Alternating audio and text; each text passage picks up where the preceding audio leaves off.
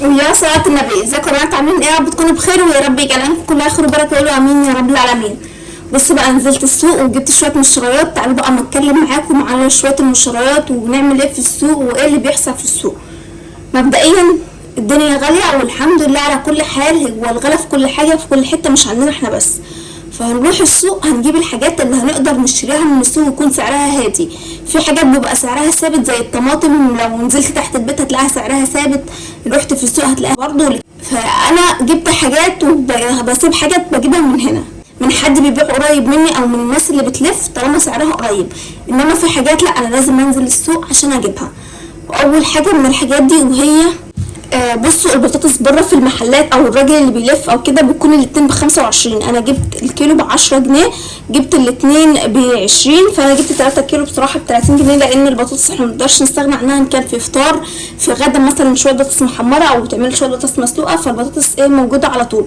فانا جبت 3 كيلو ب30 جنيه، فالبطاطس في السوق بتكون ارخص من الناس اللي بتلف في الشارع. فانا جبت البطاطس ب30 جنيه. بطاطس بتقولي له مثلا البطاطس بتاعت آلية، لقيتها آلية تمام، مش لقيتها آلية خلاص، هي بتبقى اللي فيها نقط حمرا دي بتبقى آلية وبتبقى مسكرة وحلوة. بالنسبة لليمون، الليمون برضو هتلاقيه عند الناس اللي بتلف والكلام ده كله. انا كنت جايبه الربع كيلو ب5 جنيه من يومين، بس انا كنت حرفيا انا محتاجه ليمون، مش كنت عايزه ليمون، انا عندي ليمون في الفريزر بس انا عايزه ليمون طازه، عايزه ليمون اخضر.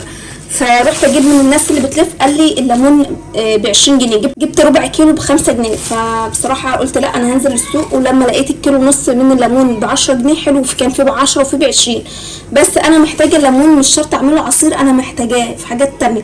فجبت الليمون، جبت كميه كانوا كيلو ونص ب10. لما لقيتهم الراجل عمال يشيل قلت له طب خلاص خليهم وخليهم ب15. فجبت ب15 جنيه ليمون، هحتاج اللي هحتاجه.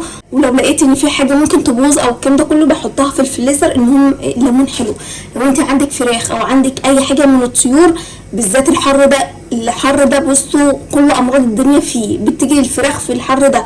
فهاتي الليمون، كميه الليمون اللي تجيبيها اضربيه مثلا وصفه مع بصل وتوم وليمون، واضربيهم في الخلاط، شويه جنزبيل او شويه كركم واديهم لهم ان كان في الميه او في الاكل. دي حاجه كمان ممكن تجيبي جنزبيل فريش او جنزبيل باودر، تجيبي نعناع، تجيبي ليمون، تجيبي توم وتضربيهم في الخلاط وتديهولهم. الليمون حلو جدا جدا، فيتامين سي طبعا. فحاولي بقى تستخدميه كتير. يمكن لو عندك طيور هتستخدمي الطيور، لو انت في البيت في خضار هتستعملي ان كان في باميه، في بتنجان، في سمك مقلي او مشوي، في شويه سلطات، في كل الاكل بتاعك تستعملي ليمون. لو هتعملي شويه عصير كده، لو مش عندك اي فاكهه او اي حاجه هتعملي شويه ليمون ساقعين وتشربوا كلكم بالف هنا وشفا. فبصراحه طالما سعره هدي شويه فخلاص ليه لا ما نجيبوش. فجبت دول ب15 جنيه، كان تقريبا 2 كيلو الا ربع. جبت برضو الكوسه دي، بصوا انا جايباها كبيره شويه علشان انا جايبه مقور يكون على قد التقوير. جبت الكوسه دي ب10 جنيه. وجبت البتنجان ده كان الكيلو ونص برضو ب10 جنيه، بس دول مش من السوق، دول من الناس اللي بتلف. تمام. انا هتلاقوا عندي الكوسه يعني بدات تصفر شويه، بس علشان هي بقالها يومين في التلاجة وفي الكيس فمش مشكله اعملهم بكره. والبتنجان برضو جيب كيلو ونص وكيلو من الكوسه. الكيلو ونص كان ب10 والكوسه كانت ب10 لوحدها. عايزه اقول لكم انا حطاهم في كيس واحد، لان انا لما رحت للراجل قلت له انا عايزه ربع كيلو فلفل، ينفع؟ قال لي ينفع، خد اللي انت عايزاه. لان بص الدنيا غاليه يا بنات. فلما قلت له انا عايزه ربع كيلو ليمون المره اللي فاتت من يومين، وقلت له عايزه ربع كيلو فلفل، الراجل مش عارض خالص، قال لي ماشي ورحب بالفكره. فانت لو مش معاكي فلوس او فلوسك على قدك مش ينفع تروحي تجيبي بكيلو فلفل وانت مش معاكي فلوس، او هتخلصي الفلوس كلها مره واحده. لا، ممكن تقولي انا عايزه ربع كيلو، عايزه ب2 جنيه، عايزه ب3 جنيه فلفل، هيديكي عادي جدا. الغلا ده يا بنات حاولوا تمشي دنيتكم فيها. تقدري تجيبي ربع كيلو ليمون او تقولي له عايزه ب3 جنيه زي ما يطلعوا. فانا جبت بربع كيلو فلفل. بصراحه انا لما لقيت الراجل رضي فانا برضو قلت له انا مش عايزه كيس. فبصوا برضو لازم يكون في قلبنا رحمه شويه ونترقف بالناس دي. زي ما في غلا علينا برضو في غلا عليهم. انت هتشتري ربع كيلو من الفلفل هتاخد قصاد منها في كيسه مثلا بجنيه او بنص جنيه. طب هو كيس بايه؟ فانا حاجه زي كده. بس اقول له لا خلاص انا مش عايزه كيس، انا هحط الفلفل في في قلب الشنط بتاعتي. عندي الكوسه انا وزنت البتنجان ووزنت الكوسه، فدول كلهم هستعملهم في محشي، فحطيتهم في كيس واحد لوحدهم عادي، والفلفل خدتهم في قلب الكيس عادي. مش مشكله يا بنات، بدل ما ناخد دي في كيس وده في كيس وده في كيس ونروح في الاخر هنرميهم في الزباله. فلاقيه فالراجل ده اولى بيهم. وبعدين بتبقى الناس واقفه في عز الحر والشمس، فحرفيا لازم نترقف بحاله الناس دي. كان ب15 جنيه جبت ربع كيلو ومشينا الدنيا عادي. جبت برده كيلو من البتنجان الرومي، الكيلو ده كان ب5 جنيه وبتنجان علبتين بس كانوا ب5 جنيه. لو احتاجنا تاني هنجيب، ما احتاجناش مش مشكله، بس عشان برضو الدنيا غاليه وانا جبت حاجات كتير، فايه حاولت اخفف الميزانيه شويه وفي المصاريف شويه، فجبت بس البتنجانتين دول كيلو ب5 جنيه. في هنا العنب ده عايزه اقول لكم العنب بصوا اللي هو الاخضر ده كان مش مفهوش بس كان ال2 كيلو ب35، جبت 2 كيلو، في حين ان اللي هو الصغير ده كان ب20 جنيه. فانا قلت لا انا هجيب من ده حلو كده وايه، وبرده كان مصفر ومش يعني كان جميل برده زي ما احنا شايفينه كده. بصوا بقى انا جبت كيلو من الفصل ده، بصوا الفصل ده جميل جدا مش في اي حاجه، ساعات بيكون مثلا ايه حته صغيره واقعه من القطف، الحبايات واقعه من القطف، فهو مفيهوش حاجه، هو جميل جدا. فجبت كيلو، كان لا جبت يا رب كيلو وربع ب10. الراجل كان بيقول لي كيلو، قلت له لا هو هناخد كيلو وربع بحيث لو فاضل مثلا حبايه وحشه فعص من بعضه تمام. الكيلو ده انا بجيبه بحيث ان بعد ما نرجع من السوق بتجيبي اولاد من الحضانه او مدرسه او الكلام ده كله، انا بالنسبه لي كنت جايبه اولاد من الحضانه، فقلت ايه نجيب الكيلو وربع ده ب10 جنيه بحيث نقزقز فيه وناكل فيه. ده هيكون مثلا لو كان في ضيف جاي لي او لو اخر اليوم مثلا جوزي موجود ياكل منه ما ياكلش من ده احنا نقزقز فيه احنا والاولاد طالما هو حلو مفيهوش حاجه. بس بالنسبه لجوزي بقى مش هيقعد ياكل في الرفيع ده يعني، فجبت ده موجود معايا. جبت برضه من البرقوق ده كان ب25 جنيه. حلو جدا يا بنات، انا بجيبها اللي هي الكبيره شويه او تلاقيها فيها سن الطراوه اللي بتبقى مسكره وجميله. فجبت كيلو ب25. طبعا الخضره من الحاجات اللي ما نقدرش نستغنى عنها، فبجيبها من السوق، كان الربطه بنص جنيه جبت ب2 جنيه. في هنا برضو معايا جبت الخيار كان ب10، عايزه اقول لكم ده كان ب10 من هنا على ما خدت لفته وخلصت لقيته الكيلو وربع ب10، فجبت كيلو وربع.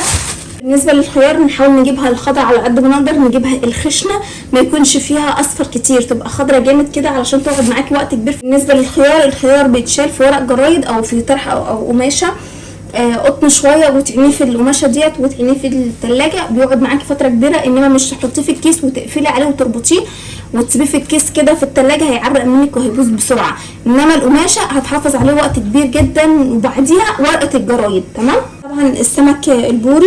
بالنسبه طبعا للباميه والملوخيه انا مش محتاجه باميه وملوخيه، انا عندي الباميه والملوخيه فخلاص انا مش عايزه اجيب خضار اللي في السوق. ممكن اللي فاضل بقى في السوق ان كان كرنب ان كان حبه فاصوليا خضراء، فانا قلت لا كفايه كده. وبصراحه كانت الفلوس خلصت اساسا، كان سبحان الله كل حاجه غاليه، ده ب35 ده ب25 ده ب125 فجبت 30.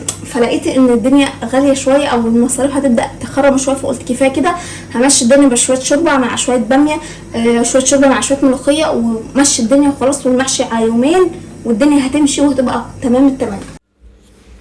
بصوا بقى هلاقي طبعا حد في الكومنتات يكتب لي ويقول لي هي فين الاسعار دي، هو احنا لاقيين الاسعار دي؟ عايزه اقول لكم دي المشتريات من اسبوعين عدوا، بس بصراحه كان عندي ضغط فيديوهات ما عرفتش انزل الفيديو ده ساعه ما جبته. فبصوا بقى دلوقتي البتنجان ب10 جنيه، الكوسه ب10، الطماطم ب10، وفي اسعار كتير جدا احنا عارفين سعر الخضار. الملوخيه اللي المفروض تبقى ب3 ب10 دلوقتي هي ب10 جنيه. ففعلا الاسعار نار يا بنات. انا بفضل الله قبل ما الدنيا تغلى وقبل ما الطماطم تغلى، انا عارفه ان الطماطم بيجي لها وقت وبترخص جدا زي بتبقى 3 ب10 وبعدها بقى بترفع مره واحده تمام. فانا كنت كل ما انزل اجيب ب10 جنيه طماطم، اجيب ال3 ب10 اجيب ال3 ب10. مش شرط اجيب الطماطم الجامده بتبقى بالسلطه، لا انا بجيبها اللي هي تبقى طريه شويه او مش ماسكه نفسها جامد، اللي هي تبقى اعملها صلصه للطبيخ، دي بتبقى احسن وبتطلع كتير. يعني بدل ما اشتري كيلو ب5 جنيه او اشتري الاثنين ب10، لا انا بجيب 3 ب10 وساعات بيكون 4 ب10 وانتي بتنقيها وتبقى حلوه وجميله كمان. قعدت اقول لكم في الفيديوهات اللي فاتت يا بنات هاتوا طماطم واعملوها صلصه عشان هتغلى، هاتوا طماطم واعملوها صلصه عشان هتغلى. بس للاسف في ناس سمعت الكلام، وكنت بقول لكم حتى عشان رمضان مش شرط ان احنا نخزن الحاجات دي لرمضان، بس احنا لو طماطم غاليه في طماطم احنا فرزناها لرمضان هناخدها ونستعملها لسه شويه على رمضان، كده كده الطماطم هتغلى تاني وهترخص تاني وهتغلى تاني فنبقى نجيب تاني.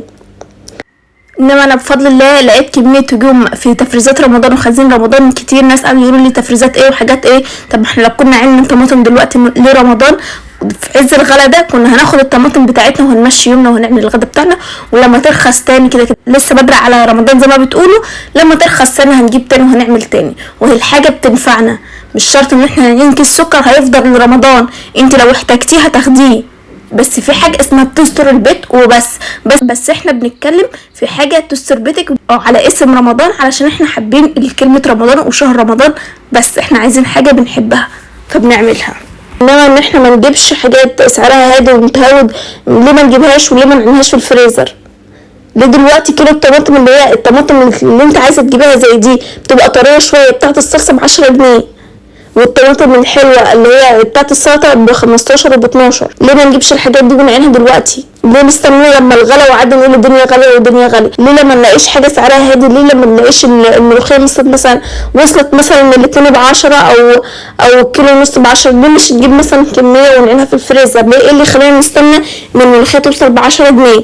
مش عارفه. بس بصراحه بقى انا جبت شويه المشتريات ديت وخلاص. يعني انا جبت الطماطم دلوقتي غاليه بنات، فانا هحاول على قد ما اقدر امشي بالطماطم اللي عندي في الفريزر. الايام اللي بيكون فيها السوق غالي شويه انا بحاول ما انزلش السوق، بس اعمل الطماطم اللي عندي في الفريزر، بحاول امشي على قد ما اقدر. لو عندي كيس باميه متفرز بطلعه واعمله، كيس ملوخيه بطلعها واعملها. مش شرط اعمل محشي في الايام الغلا دي. لما الحاجه سعرها بيهدى او سعرها بيرخص خلاص انا اقدر اجيب كل اللي انا عايزاه واعمل المحشي براحتي. اجيب طماطم عليها في الفريزر، اجيب باميه واعملها طازه، اجيب ملوخيه واعملها طازه. انما احنا بنجيب الحاجه في الفريزر عشان لما يحصل ازمه زي كده. تمام يا بنات؟ جبت الطماطم بتاعتي وانتهى في الفريزر. العنب ده ممكن تجيب الكيلو منها ب10 جنيه او 2 كيلو ب10 جنيه وتقعدي تاكلي انت فيه، انت مثلا انت والاولاد وكده وتقزقزي فيه. حد هيقول لي ده وحش، خلاص هاتيلك انت يا ست من ب35 صح؟ ال 35 دي هتجيب لي 3 كيلو مش 2 كيلو، او هجيب لي 4 كيلو. كل واحد وحسب مقدرته ايه.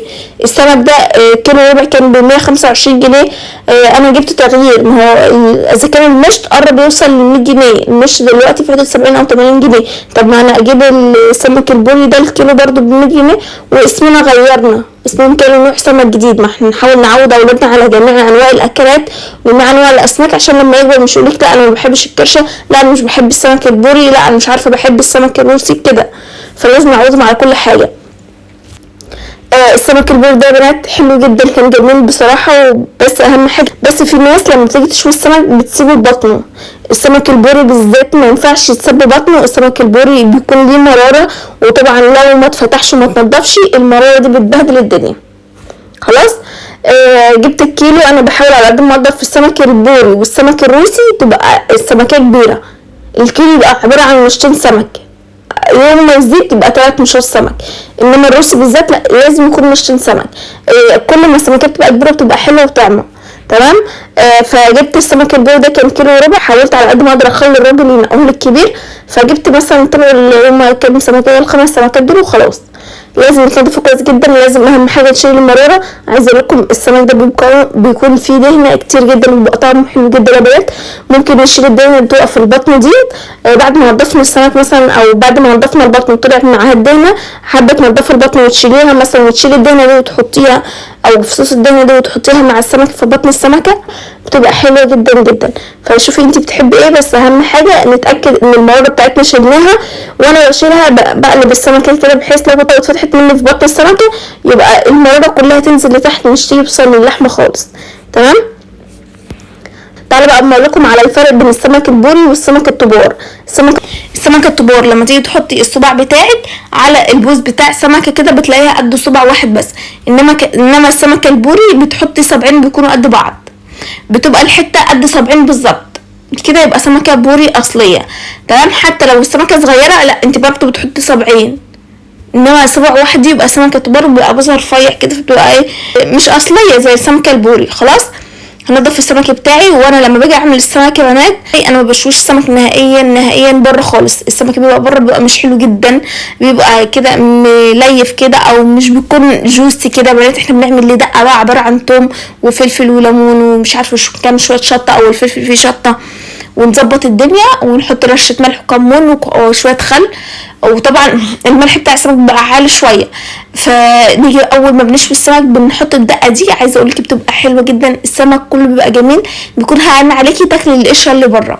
انما الناس تشوي بره بتشوي بتحط عليه رشه ملح بكمون من فوق كده والسلام. انا ما برتاحش كده خالص، انا عندي السمك لازم يتعمل في الفرن، لازم يتعمل في البيت. بجيب الصوص بتاعي وبدهنه شويه زيت حلوين كده، وبجيب السمك بدبله بالرده او بعفره بالرده بتاعتي. السمك لازم يكون متشرب بشويه ميه كده علشان الرده تمسك فيه.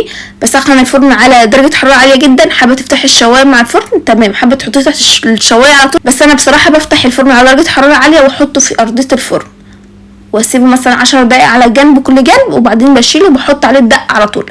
محدش يقول الدقه بتتحط بعد شويه من السمك لما بيهدى علشان ما يطرش مني او يدبل مني او الكلام ده كله. عايزه اقولك هي حلاوه السمك وهو سخن يمتص بقى ايه المزازه بتاعه الليمون والملح والكلام ده كله، فبيبقى طعم جدا معاه.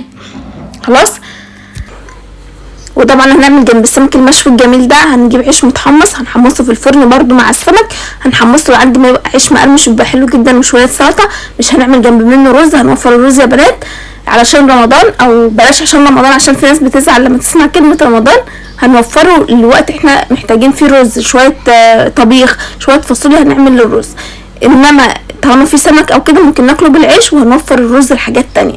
والله حبيتي تعملي رمضان تمام، حبيتي تعملي طبيخ في الايام العاديه وانت مش عندك رز هتمشي الدنيا. خلاص. امشوا على المبدأ ده على طول يا بنات. اي حاجه ممكن نقدر نستغنى عن الرز فيها خلاص نستغنى عن الرز ونعمل بداله بالعيش اوفر بكتير، ونقدر نستخدم الرز في اوقات تانية او اكلات تانية في اوقات مش معاكي فلوس او اي حاجه. المهم تمشي دنيتك على قد ما تقدري. بالنسبه لي كده خلصت فيديو النهارده. يا رب فيديو النهارده يكون عجبكم. هستنى طبعا رايكم في الكومنتات. ما تنسوش يا بنات تحطوا لي لايك للفيديو، تشتركوا في القناه وتفعلوا زر الجرس، تختاروا الكل عشان يوصلكم كل جديد. شيروا الفيديو لكل اصحابكم. اشوفكم في الفيديو الجديد ان شاء الله على الف خير. مع الف سلامه.